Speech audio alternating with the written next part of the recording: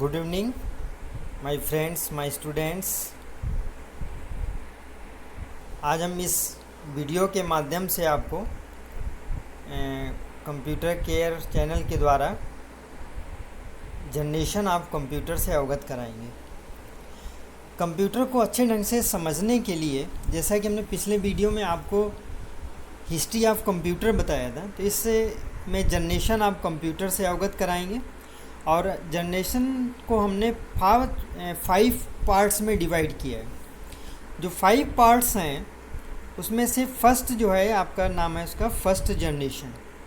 और first generation की जो समयावधि है वो 1946 टू 1959 है।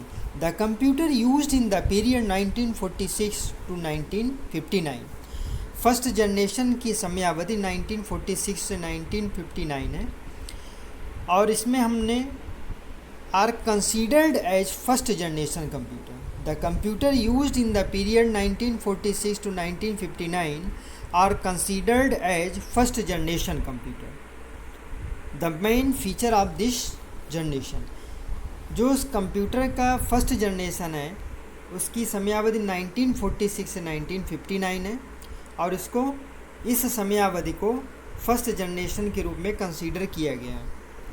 यहाँ पर आप देख रहे हैं कि कुछ फिगर में बने हुए हैं, ये आपकी क्या है, वैक्यूम ट्यूब्स हैं। क्या है? वैक्यूम ट्यूब्स, जिनका उपयोग हम लोगों ने फर्स्ट जनरेशन में किया है।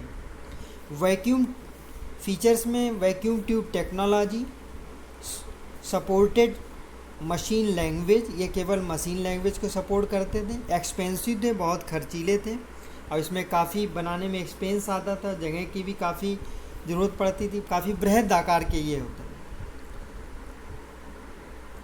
जनरेटेड लॉट ऑफ हीट, इसमें हीट भी ज़्यादा जनरेट होती थी। Slow input and output device such, इसमें इनपुट और आउटपुट डिवाइस का जो इनपुट भी काफ़ी स्लो होता था, आउटपुट भी हमें बहुत स्लो मिलता था। ह्यूज साइज काफ़ी बड़े साइज में थे। कंज्यूम लॉट ऑफ इलेक्ट्रिसिटी, और इसमें इलेक्ट्रिसिटी का उपयोग भी बहुत ज़्यादा था। नॉन पोर्टेबल, एक जगह से दूसरी जगह नहीं ले जाए जा सकते थे।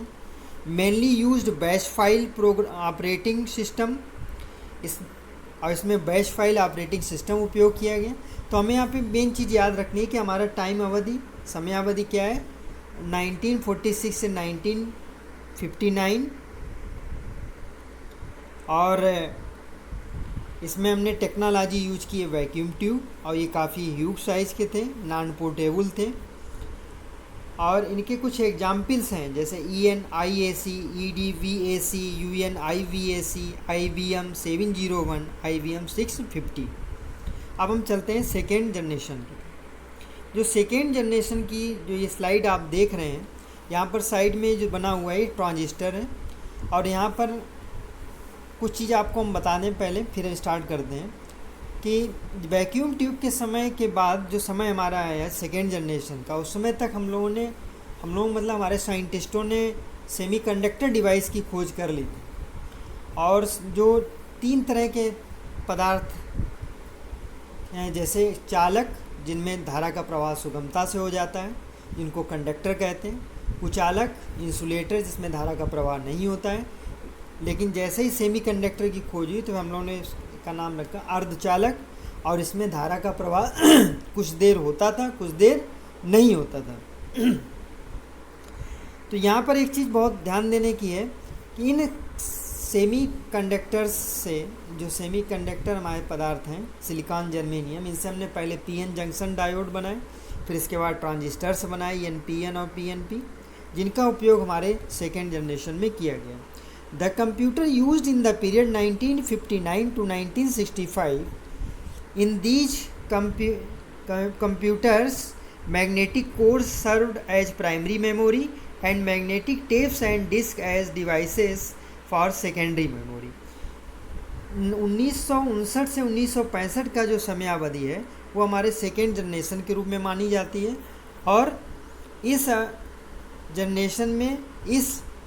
जनरेशन की डिवाइसेस में मैग्नेटिक कोर और प्राइमरी के रूप में मेमोरी के रूप में लिए गए, और मैग्नेटिक टेप और डिस्क डिवाइस आपकी सेकेंडरी मेमोरी के रूप में लिए गए।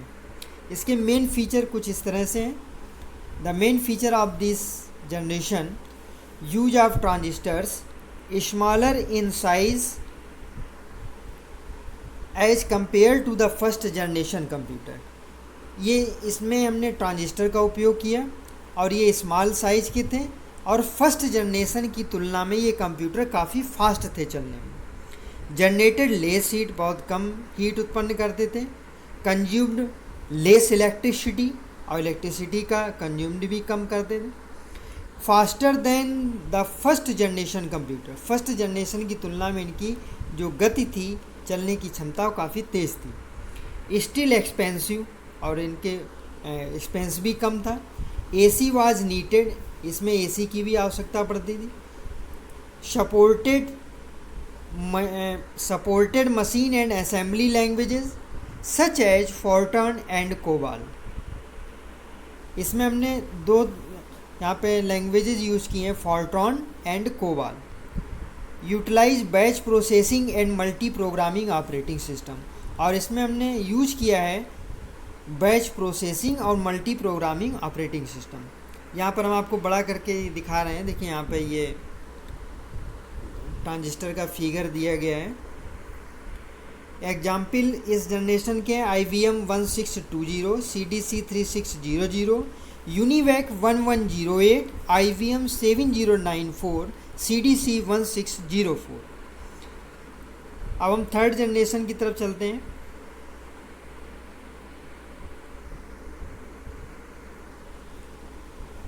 The computer used in the period 1965 to 1971, जो 1965 से 1971 का जो समय है, ये हम थर्ड जनरेशन के रूप में माना जाता है। और इस जनरेशन में जैक किल्वी के द्वारा, Jack Kilby had invented integrated circuit ICs which replaced transistor. Transistor का स्थान ले लिया ICs ने, जिसका निर्माण किया जैक किल्वी ने।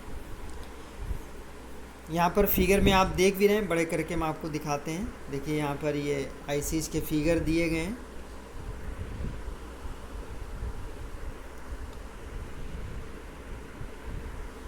An IC compressed multiple transistor and capacitor connected to the associated circuit।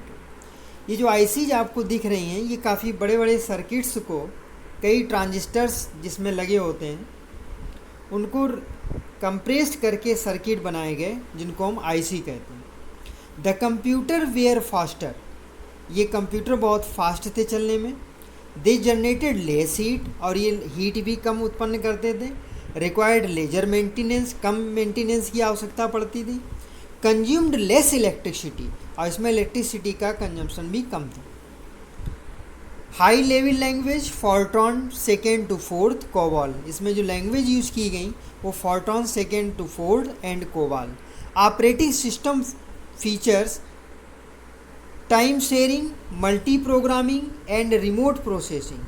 जो ऑपरेटिंग सिस्टम यूज़ किया गया टाइम शेयरिंग था, मल्टी प्रोग्रामिंग और रिमोट प्रोसेसिंग। इस जनरेशन के जो एग्जाम्पल हैं, IBM 360 series, Honeywell 6000 series, personal data processor PDP, IBM 370, IBM 168, TDC 316। अब हम चलते हैं फोर्थ जनरेशन। यहाँ पर स्लाइड में आप देख रहे हैं कि नीचे के VLSI का प्रोसेसर बना हुआ है। The computers used in the period 1971 to 1980, 1971 से 1980 का जो समय है, ये फोर्थ जनरेशन के लिए कंप्यूटर का माना गया। They used very large scale integrated VLSI technology. इस समयावधि में जो हमने टेक्नोलॉजी यूज की उसको कहते हैं very large scale integrated VLSI short में कहते हैं। इस टेक्नोलॉजी का उपयोग करके इसमें क्या किया गया कि जो हमारे ICs थे, जो हमारे ट्रांजिस्टर कैपेसिटर्स थे, उनको हमने बहुत कंप्रेस्ड करके, बहुत इंटीग्रेटेड, मतलब एक प्रोसेसर बनाए, चिप बनाई, जिसका उपयोग हम इसमें करते हैं। This technology use 5000 transistors and all other circuit elements on single chip. लगभग 5000 के लगभग ट्रांजिस्टर्स और अदर सर्किट्स इसमें एक चिप के अंदर होते हैं। The computer were portable, reliable, powerful, easily available and economical. ये कंप्यूटर कैसे थे? पोर्टेबल, आसानी से एक जगह से दूसरी जगह तक ले जाए जा सकते थे, रिलायबल, विश्वसनीय, पावरफुल, शक्तिशाली, और ईजिली अवेलेबल एंड इकोनॉमिकल, और हमारी सहज क्रय शक्ति के अंतर्गत आ गए थे। They did not require AC to function. इसमें डायरेक्ट एसी की आवश्यकता नहीं पड़ती थी, इनको हम थ्रू एसी ही चला सकते हैं, लेकिन इसको बैटरी के द्वारा, तो इसमें डायरेक्ट एसी की आवश्यकता नहीं पड़ती। High level language C, C plus plus, D base and so on. इसमें हाई लेवल लैंग्वेज यूज की गई, जिसको सी, सी प्लस प्लस और D base. There was major progress in the field of network. और इस समयावधि में computer की फील्ड में बहुत ज़्यादा प्रोग्रेस की गई। तो उसमें कुछ एग्जाम्पल्स हैं: DEC 10, स्टार 1000, PDP 111, PDP 11, क्रे 1 जिसको हम सुपर कंप्यूटर भी कहते हैं, क्रे XMP जिसको सुपर कंप्यूटर कहते हैं। तो आप देख रहे हैं कि जैसे जैसे जनरेशन का हम अध्ययन कर रहे हैं तो हमारे एक चीज़ समझ में आ रही है कि जो हमारे स्टार्टिंग अवेकस से हुई थी वो 4th जनरेशन तक आते आते VLSI में कन्वर्ट हो गई। फिर जब हम 5th जनरेशन का जब हम अध्ययन करेंगे, the computers used in the period 1980 to present. वर्तमान समय में 1980 से वर्तमान समय का जो समयावधि है, इसको हम लोग 5th जनरेशन के रूप में अध्ययन करते हैं।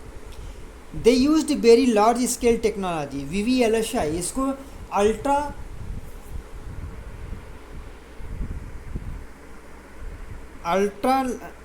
लार्ज स्केल टेक्नोलॉजी भी कहते हैं, ULSI। हाई लेवल लैंग्वेज, इसमें अब इस जनरेशन में ULSI, ultra large scale technology, जिसको VVLSI भी बोलते हैं, very very large scale technology. High level language use की गई, C, C plus plus, Java and net. The computers were powerful, compact and economical. ये कंप्यूटर काफ़ी powerful बन गए और इकोनॉमिकल भी थे। इकोनॉमिकल धीरे धीरे भाई और बन भी रहे डे बाई डे।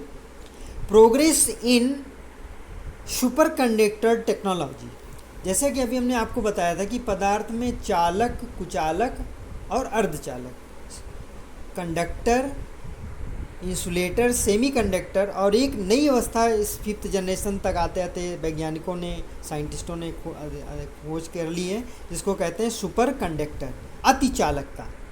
इस टेक्नोलॉजी का उपयोग करके हम कंप्यूटर को एज लाइक ह्यूमन वर्क करवाना चाह रहे हैं।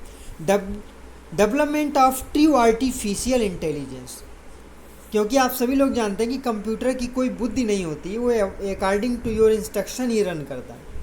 तो हमारी वैज्ञानिकों की ये सोच है, या वैज्ञानिक इस स्तर पर जाना चाहते हैं कि computer as like human work करने लगे। जैसे कि आप लोग देखते भी होंगे और कई साइंस फिक्शन की पिक्चर्स भी आप लोगों ने देखी होंगी, जिसमें काफ़ी एडवांस स्टेज दिखाया जाता है, और कई हॉस्पिटल्स में रोबोट्स यूज भी कर रहे हैं। Enabling computer to think like human, जिसमें कंप्यूटर बिल्कुल ह्यूमन की तरह वर्क करने लगे, थिंकिंग डेवलप हो जाए। यहाँ पे कुछ इसके फीचर्स हैं: robotics, game playing, natural language understanding and generation, expert system to make decision in real life situations. इस समयावधि में काफ़ी बृहद स्तर पर खोज हुई है। हमारे छोटे छोटे वर्ग से लेके अंतरिक्ष विज्ञान तक हम लोग पृथ्वी से उठ के मंगल ग्रह तक पहुंच गए हैं। लेकिन इस सब टेक्नोलॉजी के पीछे बहुत बड़ा योगदान है वैज्ञानिकों का और हमारे कंप्यूटर सिस्टम्स का। तो आई होप कि आप एग्जाम्पल यहाँ पे और देख लेते हैं: desktop, ultrabook, laptop, Chromebook and notebook. तो हमारे 5th जनरेशन तक आते आते आपने एक चीज़ अध्ययन किया होगा कि जो हम अवेकस से हमने शुरुआत की थी, उससे आगे बढ़कर हम as like human technology develop करने जा रहे हैं, जिससे कि हमारे कंप्यूटर मनुष्यों के तरह गति में आ जाएं और मनुष्यों की तरह थिंकिंग करके वर्क करने लगें। Thanks for watching video. I hope कि मैं विश्वास करता हूँ कि आपने हमारे ये दोनों वीडियो देखने के बाद आपके अंदर जो हिस्ट्री और जनरेशन का जो अक्सर स्टूडेंट सामने प्रॉब्लम्स रहता है कि हम कैसे इसको बताएं या कैसे एक्सप्रेस करें, और वो आपका कंप्लीट हो गया होगा।